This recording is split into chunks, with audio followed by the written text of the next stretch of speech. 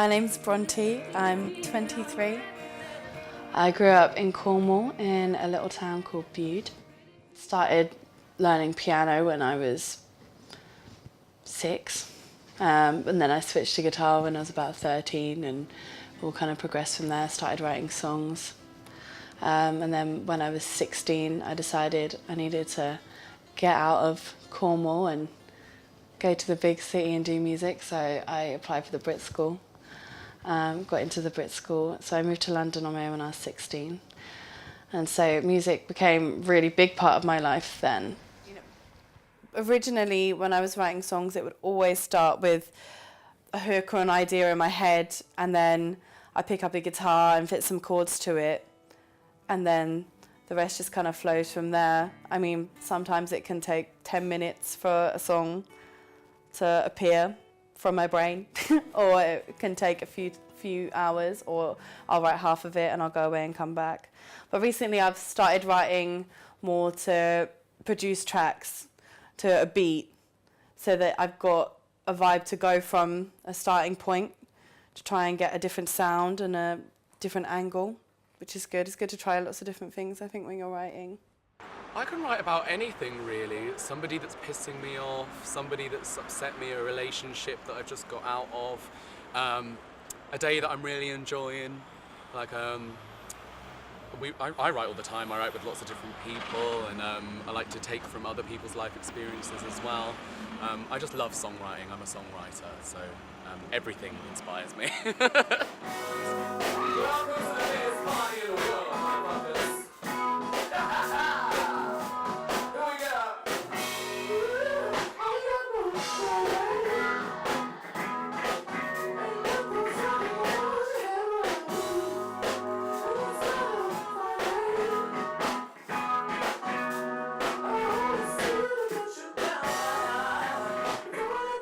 I went to a school where it was all about violin, and I suddenly decided one day I want to do pop, and I auditioned for the Brit School, and that was my first taste of being in a band, and I really, really enjoyed it, and I really loved it. I didn't know quite how I wanted to do it, but I knew I wanted to do it, and I pushed my way onto the stage as soon as I could.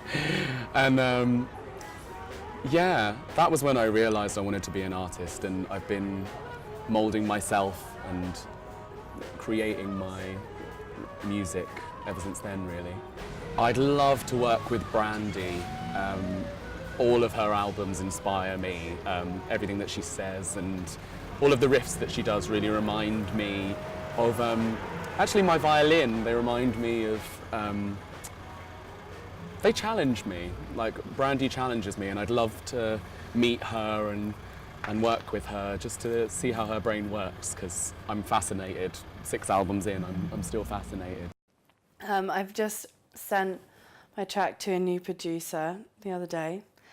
Something brand new that I'm working on, going for a bit of a different sound, a bit more alternative, which I like. It's going to be really epic sounding, so that should be out hopefully next year. I'm going to be doing my first music video, which is really, really exciting. So that'll be for the track that I'm working on at the moment. It's called Ticket to Ride. Because I like so many different styles of music, I feel like my music sounds like a mixture of everything. I'd say probably closest people, maybe Lana Del Rey in elements. Sia, I really love Sia's stuff, so that I guess influences me quite a lot. But then also, people have said I'm kind of like a bit of a female Ed Sheeran in some respects, so maybe a bit like him as well. I mean, it's much easier for me to perform with my guitar doing my own songs because it's simple, I don't have to organise my band so much. But I do prefer to perform with a band so that I can focus on my singing and performing properly rather than my guitar playing, because playing guitar is scary. But yeah, I do enjoy doing acoustic gigs, taking it back to basics, keeping it stripped, and then people really listen to the song rather than just the whole energy of the vibe. But I really love doing like full live band sets. It's really exciting. You Really Need Me, I released it 3 days ago. It's an R&B soul song. It's about that feeling when you know you really need someone and you really love them and you know something's wrong with them and you can feel it in your stomach even though you're not with them. And yeah, it's about that feeling, and it's about London as well because it's such a big city and there's so many people, but I mean, I was there, that's what I wrote the song about. There's so many people in this city, but I can't find you. It's 79p, which I don't think is that much. And no, I don't really see any of the money, but that's iTunes. I mean, 79p, I think that's all right. I mean, we get a couple of pennies every buy, but yeah, it's better than Spotify. I released an EP when I was 19. When I released that, I wasn't really sure where I was going with it or what I was doing. I was kind of feeling my way through the dark, you know. It was my first EP. I invested quite a lot of money into it, which I didn't really have, but I did, and I spent a lot of money on the production and the studio time, which I probably could have done in a much more cost-effective way. I made like 500 hard copies of it. I've got all the little CDs of it. I'll get one out and show you if you like. I got photo shoots done and everything like that. But what I didn't have was a proper way of promoting it. So it was literally all done just through my social media. But I didn't maybe push it so much. So I've made a little bit of money, but we're talking not very much at all, really. Like under £100 of it. I mean, it's on Spotify. I think that's the problem. Like, people don't buy music really anymore. Like, I have sold some, and I've sold hard copies as well, which obviously don't show up on my royalties. But it's definitely not income that I could live off at all. I mean, when someone plays my song on Spotify, I get like 0.02 pence. So someone has to play it a hell of a lot of times for me to make any money off that. And, you know, people, like, I've had people come over to me and be like, oh, I really like your song. I ripped it off YouTube. And I'm like, why? Do you want me to succeed? People don't understand that when they don't buy the music, that they're actually meaning that the artist that they really like and the music that they really like, they're making them suffer.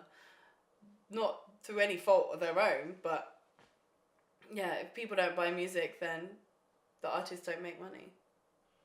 Spotify, you don't get any money.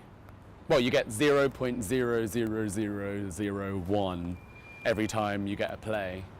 But iTunes do better. But I think the best way to make money out of selling music is to just sell it at gigs.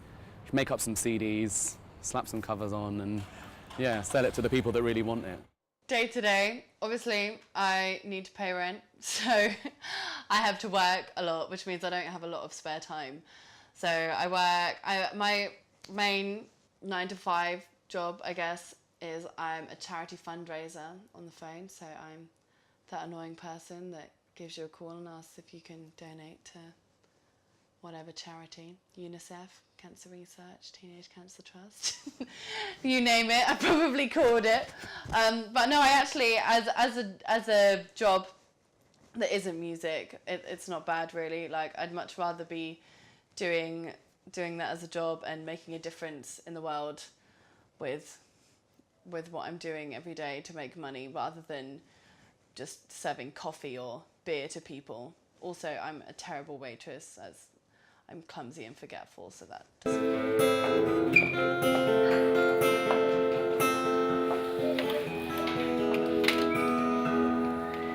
I honestly believe that you could be the one who drives me crazy, and I now got you well for the little time we've spent. No one could tell. So many words out in this space, so small. I cannot run and I cannot crawl. And I can only tell you this once, but you make my work around like a carousel.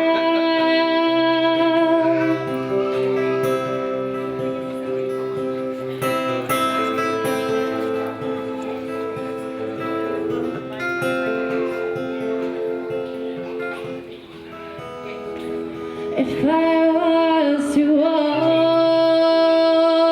along the lines you walk, well, maybe there's a pot of gold in a circle of chalk. So many consequences that could arise. It's when I